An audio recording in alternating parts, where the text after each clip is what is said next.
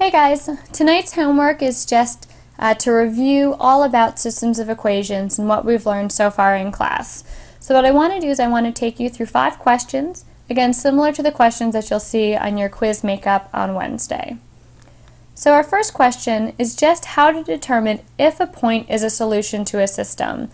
You can do this for the first question on the quiz, but you can also do this to check your work on any other question.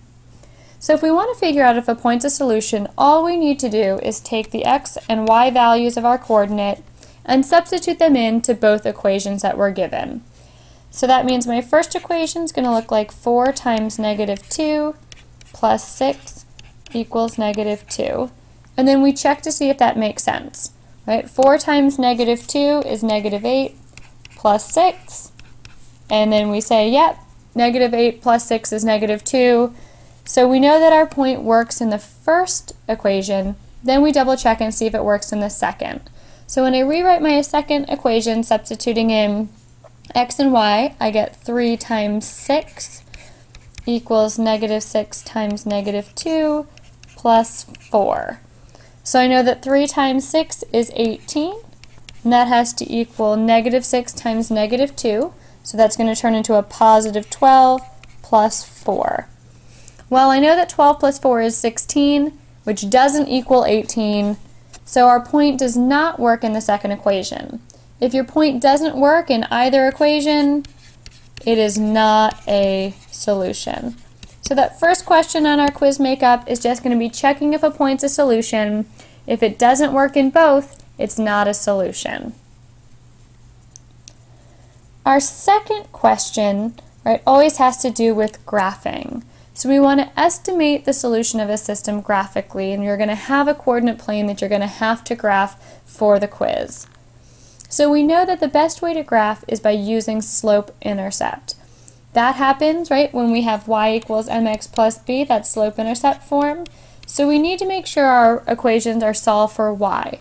The first one is, so there's nothing that we need to change there. Our second equation is not.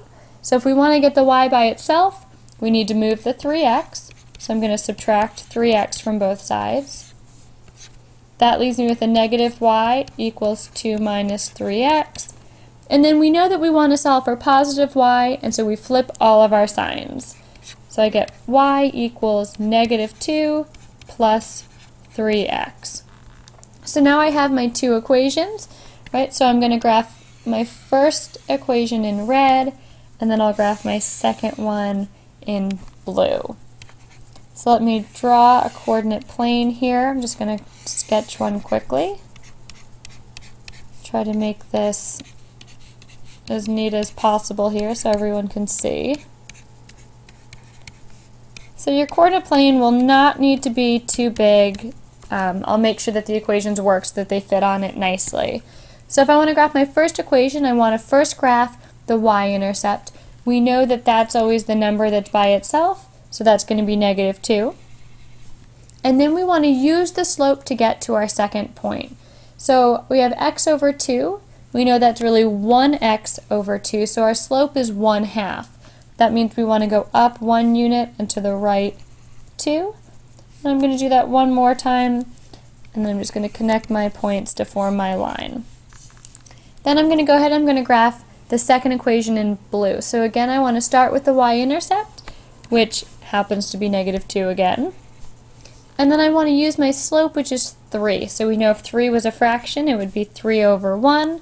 So I'm going to go up 3 units, over to the right 1, connect my points to form my line. So a solution to this system is the point, right, where our lines intersect, where they cross through one another.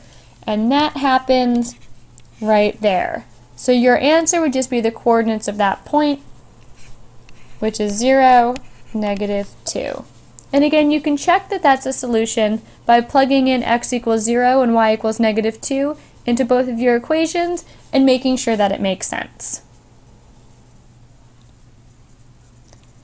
Okay, the third and fourth questions are just going to be some systems that I have written out for you you get to figure out the way that you want to solve them. So if you want to use the addition or the substitution methods, as long as you can get the right answer, I don't care which method you use.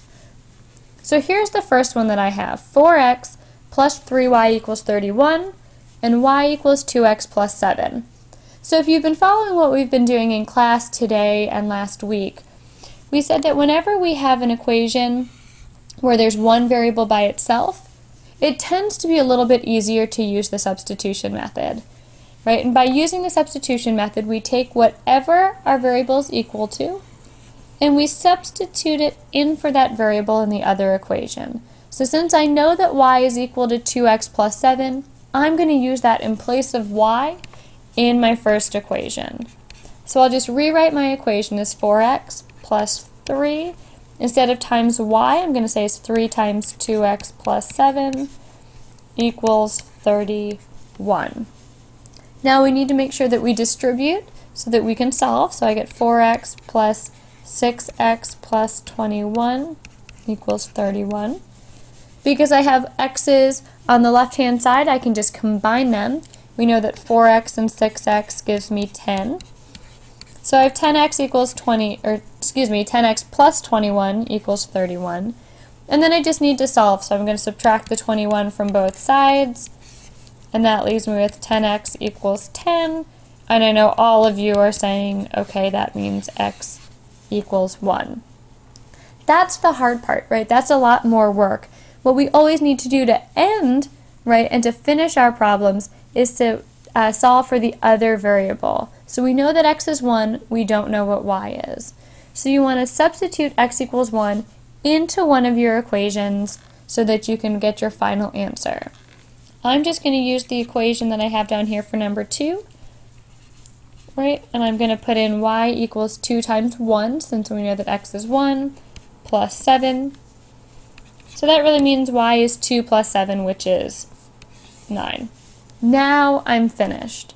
Right? Again, you can write those two pieces on your answer line, or if you want, you can write that your answer is 1, 9, and you can write it as an ordered pair. Again, you just have to make sure that your first number is x and your second number is y, and you don't get those confused. My second system that I just want to solve algebraically is x plus 7y equals 12, and 3x minus 5y equals 10. So again, you can pick the method that you want to use. I would use the addition method, and the reason is because my x's are lined up in a column, right? My y's are lined up in a column, and then my separate numbers are lined up. So that's going to be easier. But we said that when we use the addition method, right, we need to make sure that one of our variables cancels out. And we don't have that right now, right? 3x needs a negative 3x, 7y would need a negative 7y, and we don't have that. So what I'm going to do is I'm going to try to make the x's opposites. So my second equation has a 3x, my top equation needs to have a negative 3x. So that means I need to multiply my first equation by a number so that my first term becomes a negative 3x. And hopefully you're thinking what I'm thinking, which is multiply it by a negative 3. So I want to distribute this negative 3 to all of the terms in that first equation. So if I do that, I'm going to get negative 3x. Then we have a 7y times negative 3, which is going to be negative 21y. So I'm going to subtract 21y. And then set that equal to negative 36. My second equation, I can just leave alone. So it's 3x minus 5y equals 10. So I'm just rewriting it to line everything up. And now that our x's are opposites, we can go ahead and add. So my x's cancel out. Negative 21 plus a negative 5 gives me negative 26y. And that equals, right, negative 36 plus a positive 10 is also negative 26. Okay. So we know that we could divide a negative divided by a negative is positive, so I just get that y is 1. Again, same as in our last example, whenever we have one variable, we need the other one. So I need to go back and I need to solve for x. So you can go back to any of the equations that you're using and plug in y equals 1. So I'm going to go back to my first original equation, and I'm going to plug in y is 1. I'm doing that because this one's easy, right? 7 times 1 is 7. So I get x plus 7 equals 12. We need to solve for x, so we subtract 7 from both sides, and we get that the rest of our answer would be that x is 5. So that takes you through the first 4 questions, very similar to the quiz, and then our last one was a word problem. Okay, so let's see, I need to change the screen here if I can, hopefully, so you guys can see. Maybe you can't see the whole question, so let me just make it a little bit smaller. Okay, there we go. So here's our word problem, right? Bryce and his sister Julia each have a savings account. In April, Bryce's account had a balance of $2,000, and he planned to deposit $50 per month. At the same time, Julia's account had a balance of $1,600, and she plans to deposit $100 per month. In how many months will Bryce and Julia have the same amount of money?